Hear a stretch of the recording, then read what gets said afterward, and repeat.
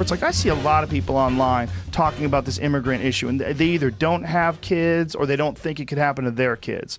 Their idea is, hey, shouldn't have fucking come over here. You get those kind of people. Broke the law. Shouldn't have fucking come over here if your kid, you didn't want to get your kid separated.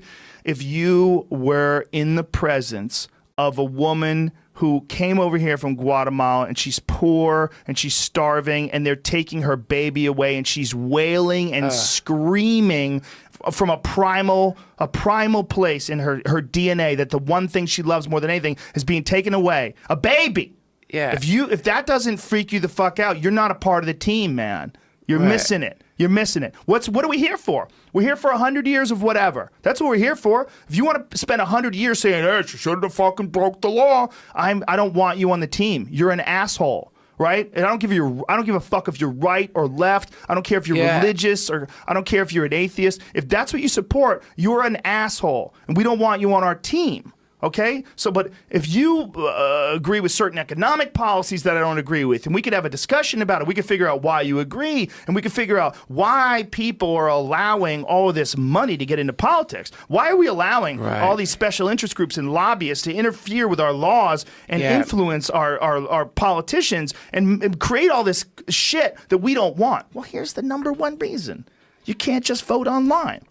You can't just vote. It's not one person, one vote. Right. It's the Electoral College, and there's a lot of checks and balances that are in place. That's all wonderful and groovy, but it's not giving the trust to the people. Right. The trust to the people that they're informed, that they can make their own decisions, that more people should be able to make these decisions. But they're happening now. That 28-year-old girl who won in New York, dude. 28-year-old That's it. Democratic socialist. Whether I agree with her or not, and I don't know if I do or don't. I bet I agree with her on a lot of things. I think education should be free. I think we should figure out a way. If we could pay for bombs, we could pay for schools. I think this idea that everybody should have health care, it's a great idea.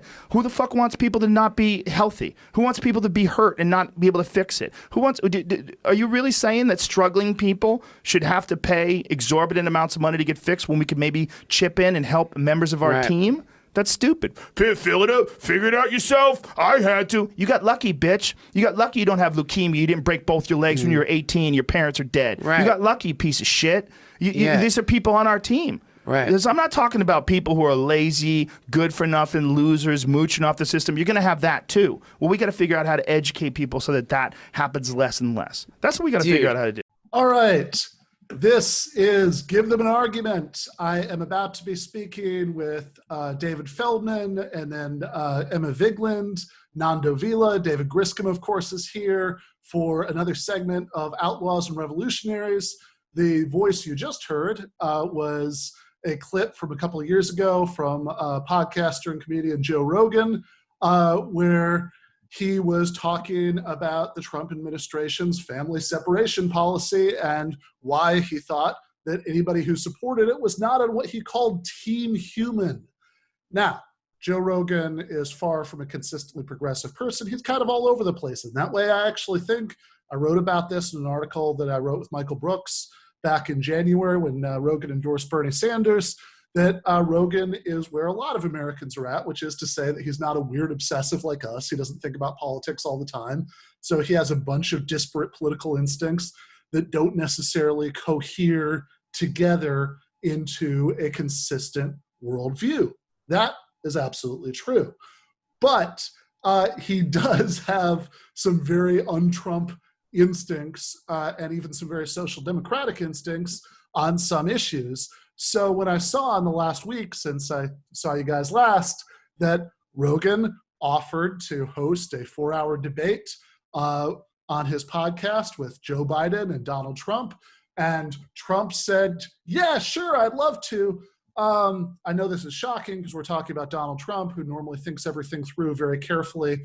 But yeah, I think maybe Trump didn't think this one through. I think that he might not get as friendly a reception there as he thought he would. But of course, Biden, as far as I know, has not yet responded in any way to this offer.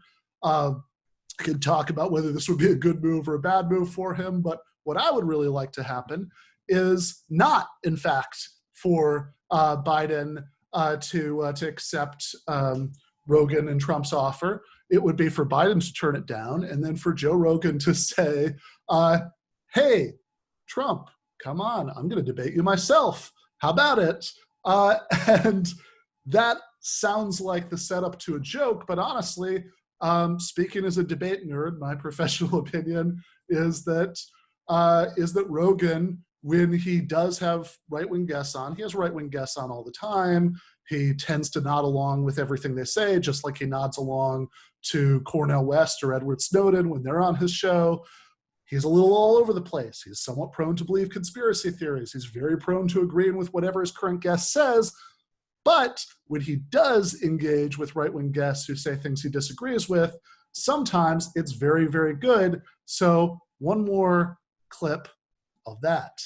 Operated in a slim way. But what the government doesn't do anything good. Right. Name one problem you could possibly have in your life, Joe Rogan, that you'd be like, get the government to solve this. Did they do the post office well? No. What do they do well? They do the post office pretty good, actually. But guess what? If the post office closed tomorrow, it would be all right. You'd still get mail. Amazon would pick. No, it wouldn't. Amazon would pick that up. Things through UPS. It would cost a lot more. It wouldn't, though. Competition would start kicking in, and between UPS and FedEx and Amazon and drones and blah blah blah and DHL, they'd all start. It would probably drop prices because right now we've just got this artificial thing that sits there that then allows them to price according to that. But if you drop that, why is the government in that business anymore? I have 3 chickens. I've really done the Joe Rogan lifestyle here over the last couple of years. So I have 3 chickens right now. I'm going to give you a good UPS story. We ordered them. They were born in August on a Monday in Cleveland. They hatched that day. They threw them in a box with a little hole, USPS, and they showed up at my door in LA on a Tuesday.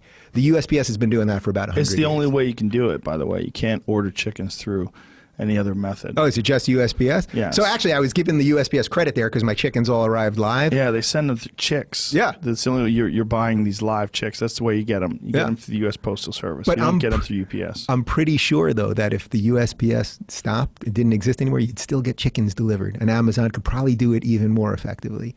That's my point. It's like, I'm not saying these things have to be eliminated tomorrow. I'm not even really calling for them to be eliminated. But just generally, what problem would you, everything you're building here right now, right?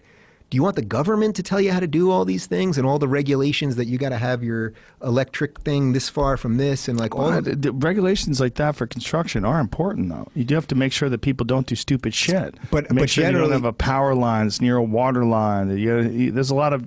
But I would put most of that on the builders, though. They want to build things that are good. Now I get it. That's not true.